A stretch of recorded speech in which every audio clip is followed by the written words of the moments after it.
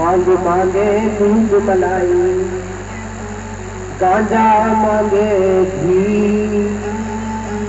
भांग मांगे दूध मलाई, गांजा मांगे घी। शराब मांगे जूता चप्पल, जो चाहे सो पी।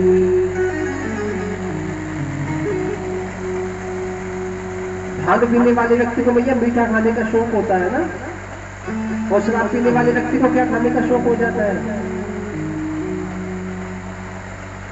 क्या खाता है?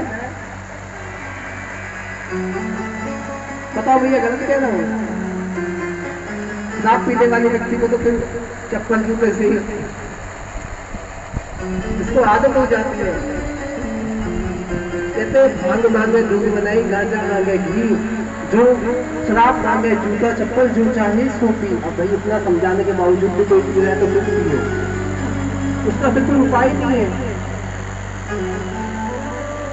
सब किसी का भी पति कोई भी शराब पी तो घर जाके समझाना अच्छी तरीके से। मुझे महाराज जी ने भी ये कहा था।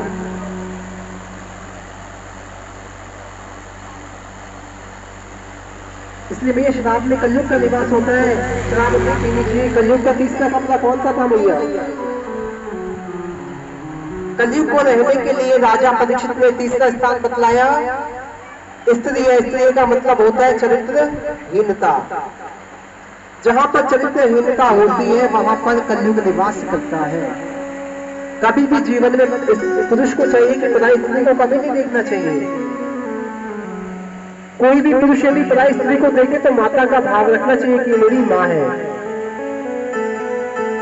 पराई स्त्रियों को कभी पराई पुरुषों को नहीं देखना चाहिए। स्त्रियों को कभी पराई पुरुषों को नहीं देखना चाहिए। पर नारी पहली छुरी तीन तरफ से खाए, पर नारी पहली छुरी तीन तरफ से खाए। धन हरे यौवन हरे घोर नरक ले जाए। मैया जी, पराई स्त्री पता है पैनी छुरी के जैसे होती है, मीठी मीठी बातें करती रहेगी आपसे, और धन हमें देगी, आपका समस्त धन नष्ट कर देगी, आपका संपूर्ण यौवन को नष्ट कर देगी, और नरक का भागी और बना देगी वो आपको। इसलिए जीवन में कभी भी पराई स्त्री का साथ नहीं करना चाहिए। और परीक्षित ने, राजा परीक्षित जी ने कलयुग को रहने के लिए चौथा कमरा कौन सा बनवाया? सोना। सोना का मतलब क्या होता है भैया? सोना का मतलब क्या होता है? सोना का मतलब होता है मांस। क्या होता है? मांस में कलयुग का निवास है, और उस मांस को बड़े चाव से लोग खाते हैं। शौक है बड़े बड़े रईस घरानों के। भैया जी बताओ, क्या शौक अच्छे हैं? तो क्यों खाते हैं लोग?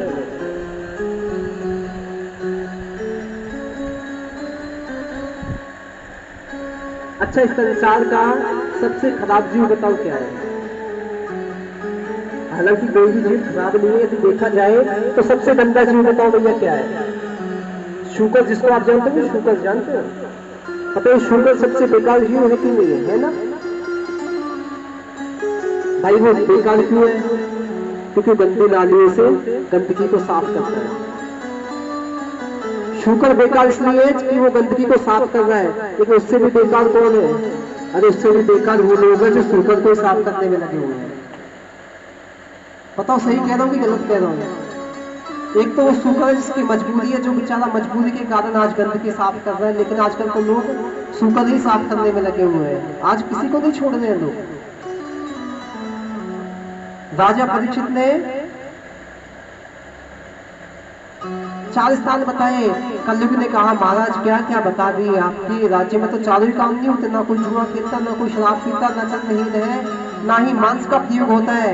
कोई 5वां स्थान बताइए जहां मैं रह सकूं। तो भैया 5वां स्थान कौन सा बताया? 5वां स्थान सोना बताया, स्वर्ण। राजा परीक्षित ने 5वां स्थान स्वर्ण का बताया। और भैया जी आपने सुना होगा कि सोने में भगवान का वास होता है, और सोने में कलयुग का भी वास होता है। सोने में भगवान का वास किस प्रकार से रहता है? कहा गया है आपकी जो मेहनत की कमाई रहेगी ना, मेहनत की कमाई से कमाए हुए धन तो आप भगवान के चरणों में अर्पण करने के बाद ग्रहण करते हो, तो उसमें किसका निवास रहेगा? भगवान का। किसका रहेगा? और भाई से अड़ा करके इकट्ठा करके रखा गया तो किसका निवास रहेगा? जेठानी से लेके रखा गया तो किसका निवास रहेगा? सास का मांग सकेल के रखा गया तो किसका निवास रहेगा? फिर क्यों रखते हो सास का इकट्ठा कर करके? रखते हो कि नहीं रखते हो? कोई चम्मच लेके चली जाती है, कोई कटोरी लेके चली जाती है। बोले सास गई है कथा सुनने, चलो दो कटोरी रखेंगे, काम आएगी। कहते भाई को कभी भाई की संपत्ति नहीं हड़पनी चाहिए ना, बहू को कभी जेठानी देवरानी से नहीं चुराना चाहिए। नहीं तो कब चुराना चाहिए? नहीं चुराना चाहिए। कौन कौन चुराएगा?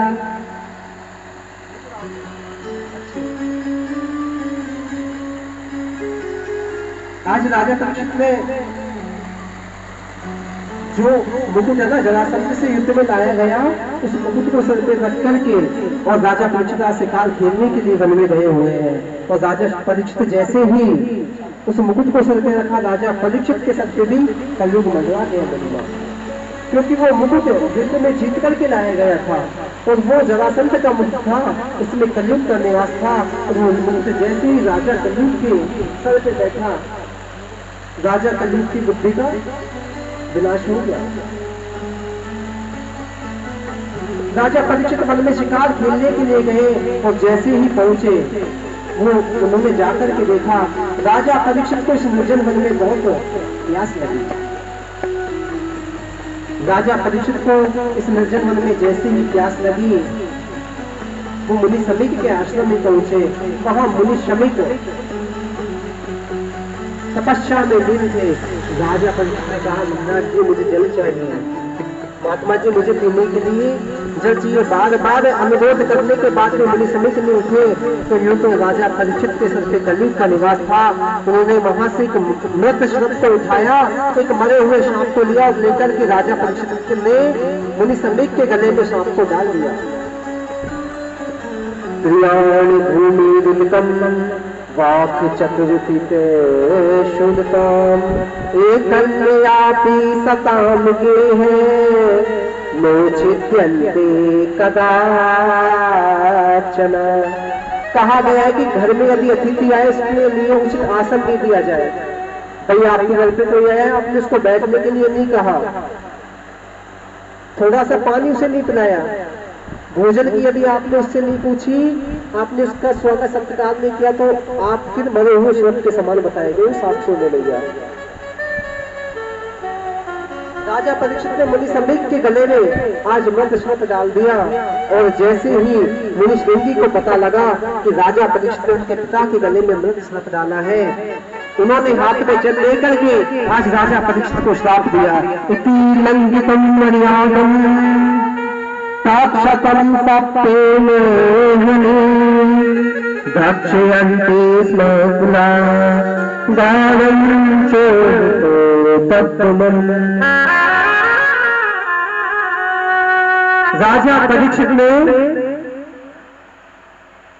श्रप को मुनि शमीक के गले में डाला। ऋषि श्रृंगी को पता लगा, उन्होंने हाथ में जल लेकर के परीक्षित को श्राप दिया, हे राजन, मैं तुम्हें श्राप देता हूँ, तक्षक नाम के शेप के डसने के कारण 7 दिनों में तुम्हारी मृत्यु हो जाएगी। आज मुनि श्रृंगी ने श्राप दिया है। ऋषि शमीक ने कहा, बेटा तुमने क्या किया? राजा परीक्षित को बहुत धर्मात्मा राजा है, बहुत धर्मज्ञ राजा है, तुमने ऐसा क्यों किया? राजा परीक्षित को बहुत बड़े धर्मज्ञ ज्ञाता है, तुम्हें ऐसा नहीं करना चाहिए था।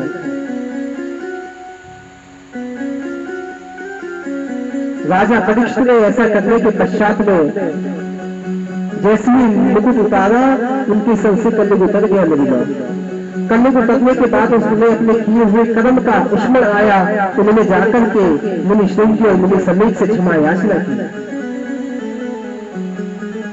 राजा परीक्षित ने कहा कि मेरा संतों का ब्राह्मणों का संतों का सम्मान करता हुआ आया है, फिर मुझ जैसे अधर्मी पापी से कैसे हो गया? अब राजा परीक्षित ने चवन, वशिष्ठ, अंगिरा, भरद्वाज, गौतम समस्त ऋषियों के पास गए और उनसे एक ही बात कही कि जिस व्यक्ति की मृत्यु 7 दिन में हो उसको क्या करना चाहिए।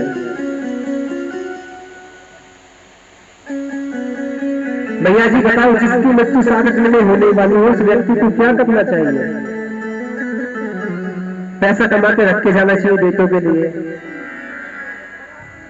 खाना बना के रख के जाना चाहिए कि बहू फ्रिज से निकालेगी खाएगी, ऐसे ही कुछ करना चाहिए कि भाई मैं तो चली जाऊंगी, बहू खाना कहां से खाएगी बेचारी, बना के रख जाओ इकट्ठा करके फ्रिज से खा लेगी निकाल के। ऐसा उन्होंने हर एक प्रयास की मैया राजा परीक्षित में। भाई नवदा रामायण का पाठ किया जाए लेकिन वो भी 9 दिन की होती है, शिव महापुराण का पाठ किया जाए लेकिन वो भी 9 दिन की होती है, देवी भागवत का पाठ किया जाए वो भी 9 दिन की होती है, लेकिन श्राप तो 7 दिन का था। भाई 7 दिन में मुक्ति का क्या उपाय था? तो उन्होंने जब कहा तब बड़े ही सुंदर भाव में रूप से आज वेद व्यास जी के पुत्र जिन्होंने श्रीमद् भागवत महापुराण की कथा को राजा परीक्षित को श्रवण कराया है, जिस कथा को मैया आप सभी श्रवण कर रहे हो, ये कथा श्री सुखदेव भगवान ने राजा परीक्षित को श्रवण कराई थी। मैया जी एक बात बोलता हूँ, कल आपको व्यवसाय के बारे में कुछ शिक्षाएं दी गई थी यहाँ नेटवर्क मार्केटिंग के बारे में, व्यापार करने की कही थी मैंने आपसे, किया कि नहीं किया? कभी काम करते जाओ, नाम लेते जाओ। हाथ खड़े करो, किस किसने व्यापार के लिए अप्लाई किया? जल्दी हाथ खड़े करो। आपने कहा था भैया, कल मैंने कही थी आपको 2 लोगों को जोड़ना है, कही थी नहीं कही थी? जोड़ा नहीं आपने?